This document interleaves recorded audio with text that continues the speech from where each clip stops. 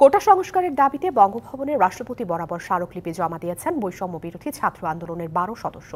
রাষ্ট্রপতির পক্ষ থেকে স্মারকলিপি গ্রহণ করেন তার সামরিক সচিব।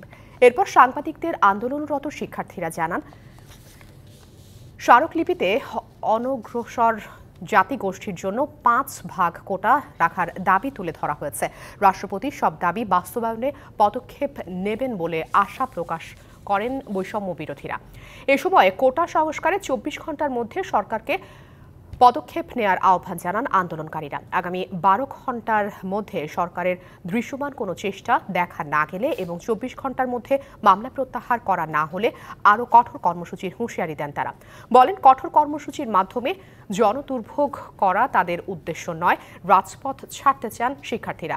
নগদের কাছে সব গ্রাহকই প্রিয়, তাই তো সারা দেশে ক্যাশ আউট চার্জ সবচেয়ে কম। এর আগে 0 পয়েন্টে পুলিশের বাধা ভেঙে বঙ্গভবনের দিকে এগিয়ে যায় শিক্ষার্থীদের গণপদযাত্রা। ঢাকা বিশ্ববিদ্যালয় লাইব্রেরির সামনে থেকে এই পদযাত্রা শুরু হলে 0 পয়েন্টের সামনে পুলিশি বাধার মুখে পড়ে।